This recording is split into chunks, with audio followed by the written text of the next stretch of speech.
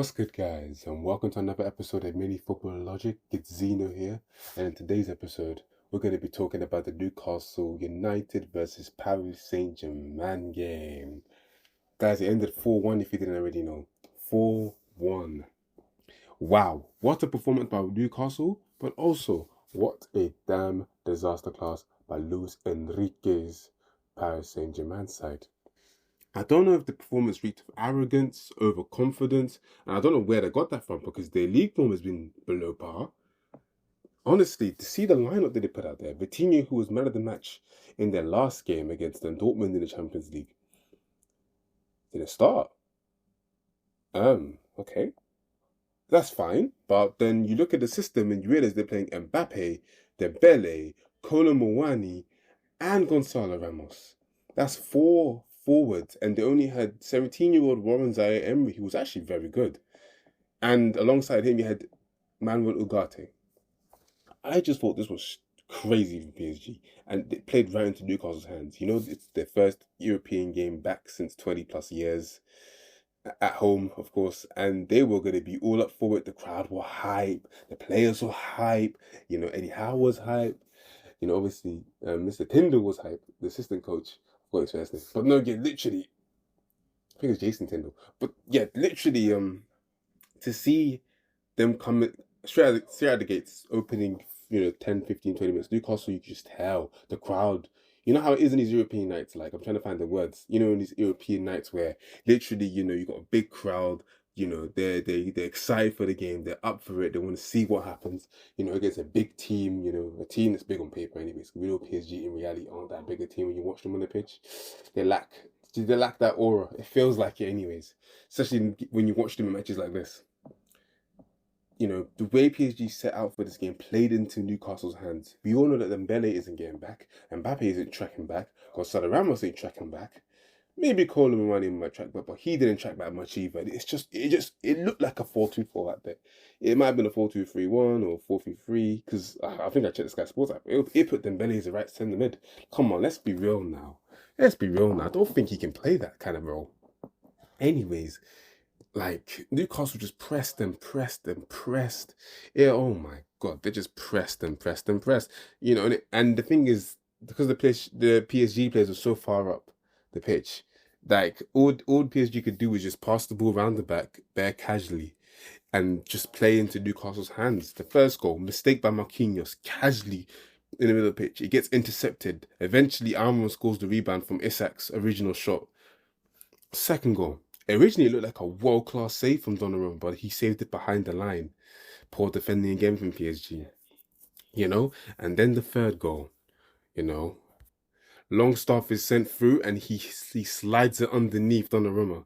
I heard the commentator trying to blame Donnarumma for that, but trust me, as a goalkeeper that's played on these slick surfaces when it's raining, it's difficult to get down to certain shots. I get it, he's a world-class keeper and he should be doing better, but come on. It's tough out there. Nonetheless, then the fourth goal, which is arguably the best one, Fabian Schär getting the ball, playing a 1-2, and then swerving on top bins while falling over. Like, I don't know what else to say in terms of this match, apart from saying that it was a fantastic performance by Newcastle and a really, really poor one from PSG. Like, I think this whole 4 forwards thing isn't going to work, especially not in an away game against a team that were up for it as Newcastle are and have the quality that Newcastle have. It just, like, watching the game, it just tactically was a bad decision. And Enrique didn't even try to change it. In fact, you could say he made it worse. PSG did get a little bit better. And they did score a goal, but, like, I'll be honest, man, like, who cares? And Lucas Hernandez scored, but, who cares? But, yeah, like, there's really nothing else to say here, apart from the fact that Newcastle were just too good for PSG, and PSG just weren't good enough.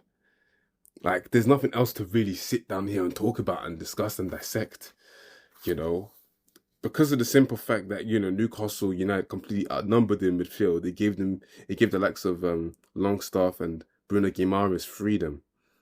You shouldn't be doing it. Tonali as well. You shouldn't be giving this free freedom. Ugarte and Zaire Emery, even though they both tried, were just overmatched and overawed.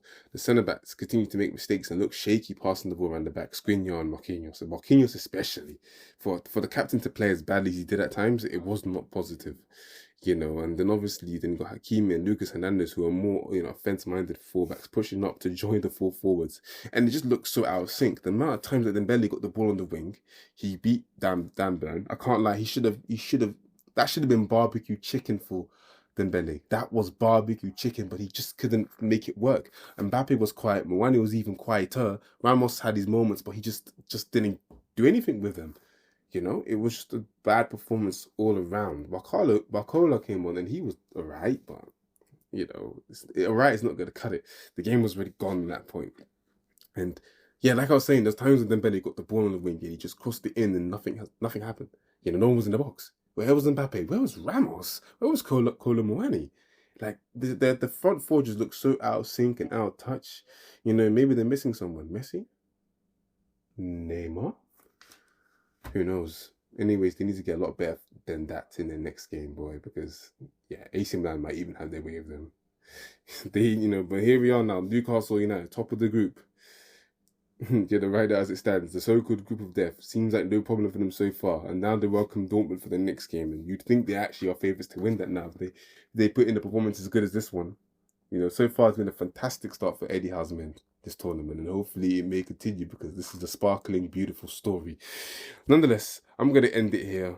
Hope you guys enjoyed, and I'll catch you guys in the next episode. Mini Laje.